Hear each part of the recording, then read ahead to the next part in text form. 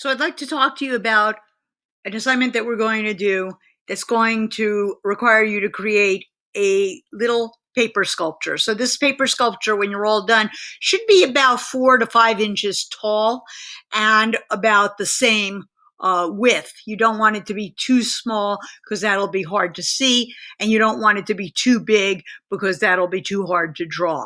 All right, so it'll fit pretty nicely on a piece of 8.5 by 11 paper. All right, now you can see here that I've cut out 2 pieces of paper. One of them is going to have to contain a curl. All right, and you can see that what I've done here is I've bent it so that it's curved, this piece in the foreground. In the background, there's a piece that I have bent. So the second piece has to contain a shape that contains at least 1 bend. I've used 2 bends, and so it'll make it a little bit more interesting. Obviously, if you create something that's very complicated, you're going to have a very complicated drawing to do. If you create something fairly simple, it'll be interesting, but it'll be a lot simpler. I beg you, do not go very simple because then it'll be boring, and do not go very complicated because it's going to frustrate you. First thing you're going to need to do is you're going to need to do a drawing. Okay, so what are you going to do the drawing of? The answer is a sculpture. Take a look and you can see that I've placed this on my desk and I've created a little paper sculpture just by sticking that irregular shaped piece with the bends right through a hole that I cut in my piece of paper. Please do not create my sculpture in your home. Please create your own sculpture. Figure out which side is most interesting. All right, I looked at this from every angle and I found that the sculpture was most interesting from this point of view, and so I shot a picture of it.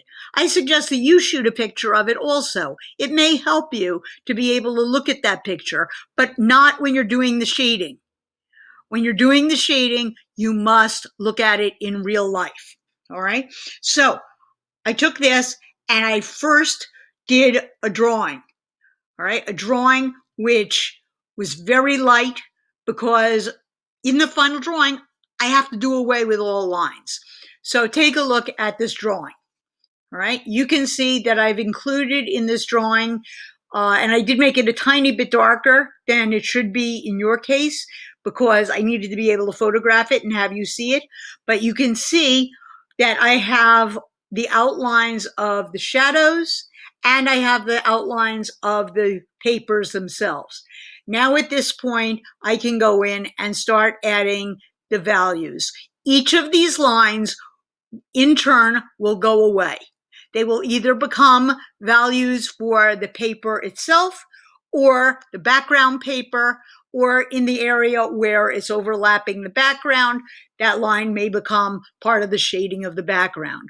Whatever you do, keep looking at the sculpture and make sure that you pay attention to the values. This is a white paper sculpture sitting on a white piece of paper, but your final piece is going to be 40% black, 40% white. It's going to be sensitive. It's going to be accurate. It's going to contain a sense of depth and space. You can see I did that with the white paper. I did not include the edge of the desk, but that might have been fun to include also. It's got to be a finished piece when you're all done, and make sure that it's nice and light so that you can get rid of all of these lines and make them part of the values. Do not smear, smudge, or whatever else you want to call it.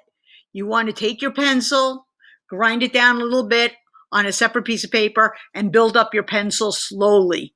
You do not want to smear. Smearing will destroy your values and will make everything look messy and dull. All right, if you have any questions, be sure to ask and have a good time.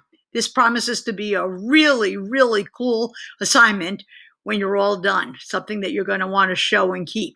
I'm looking at putting some of these into the gallery, so make your work gallery worthy, okay?